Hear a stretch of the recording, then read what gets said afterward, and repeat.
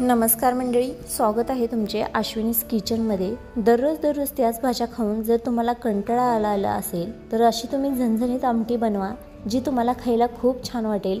रात्रीचा जेवणाचा बेत म्हणून तुम्ही याला बनवू शकता। भात असो किंवा ज्वारीची भाकरी काला कुस्करून खायलाही खूप छान लागते।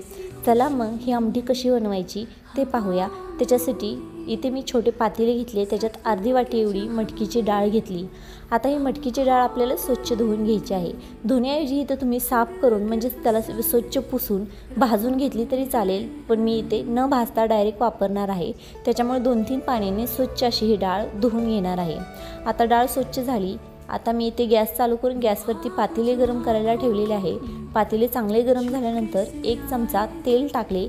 तेलामध्ये एक अर्धा चमचा मोहरी चांगली तडतडून घेतली। बरोबरच इथे एक छोटा बारीक चिरलेला कांदा वापरलेला आहे। तुम्हाला इथे मसाला बनवायचा असेल तर इथे तुम्ही अर्धी वाटी खोबरं, एक छोटा कांदा घ्या, उभा चिरा, बरोबर 10-12 लसणाच्या पाकळ्या व्यवस्थित तव्यावर भाजून घ्या आणि थोडीशी कोथिंबीर टाकून त्याचे तुम्ही पेस्ट मिक्सरला बनवून घेऊन वापरू शकता।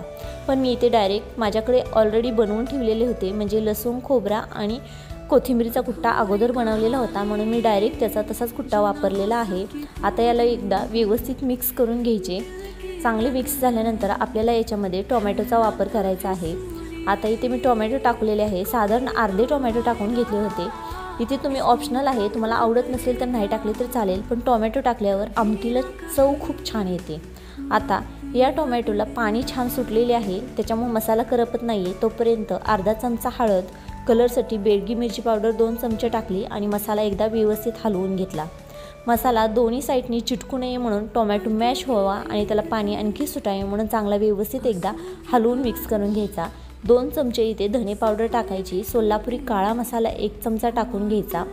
सोलापुरी काळा मसाल्याने फ्लेवर खूप छान येतो। मसाला एकदा व्यवस्थित हलवून घेतल्यानंतर धुतलेली डाळ आपण त्याच्यामध्ये घालून घेऊया। आता इथे डाळ मी भाजलेली नाही, त्याच्यामुळे मी फोडणीला याच्यामध्ये डायरेक्ट घालत आहे, म्हणजे इथे चांगली परतणार आहे।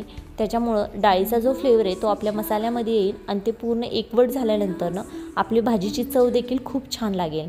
आता इथे मसाला चांगला परतून घ्यायचा आहे। मसाला साधारण 2-3 मिनिटं लागतो परतायला। त्याच्यानंतर आपली डाळ आणि मसाला दोन्ही व्यवस्थित इथे परतले जातात। आता मी तुम्हाला इथे दाखवते, डाळ छान अशी परतून झालेली आहे। गॅस फुल केलेला आहे। आता गरम पाणी याच्यात ओतणार आहे। चरकरण अशी फोडणी बसली ना आपल्या भाजीला चव खूप छान येते। आता एकदा व्यवस्थित हलवून ढवळून मिक्स करून घ्यायचे आहे। छान याला एक खळखळून उकळी येऊन द्यायची आहे। उकळी येण्यापूर्वी याच्यामध्ये चवीपुरते मीठ म्हणजे 1 ते 1.5 चमचा एवढी मीठ टाका, तुम्ही तुमच्या चवीनुसार टाका। आता याला तुम्ही पाहू शकता छान अशी उकळी देखील आलेली आहे मस्तपैकी। आता आपली भाजी शिजत आहे। डाळ शिजायला जास्त वेळ लागत नाही, पटकन डाळ शिजून तयार होती।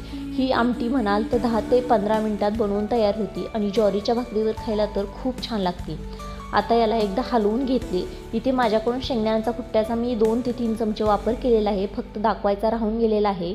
इथे भाजी तुम्ही पाहू शकता किती छान आपली भाजी इथे शिजून तयार झालेली आहे। त्याचे टेक्स्चर जर म्हणाल तर खूप छान आलेले आहे।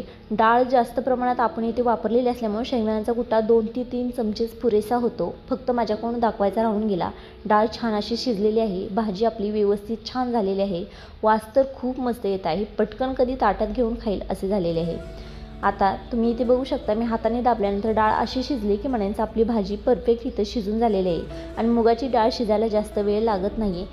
भरपूर सारी हिरवी कोथिंबीर टाकून घ्यायची, कोथिंबीरशिवाय भाजी कुठलीही अपूर्णच असते। आता आपली भाजी किती छान तयार झालेली आहे। तुम्हाला ही भाजी कशी वाटली, आवडली असेल तर तुम्ही कमेंट्सद्वारे नक्की सांगा। मग ही भाजी तुम्ही कधी बनवताय आणि ही बनवली तर तुम्ही कशाबरोबर खाल्ली हेही मला तुम्ही कमेंट्सद्वारे नक्की सांगा।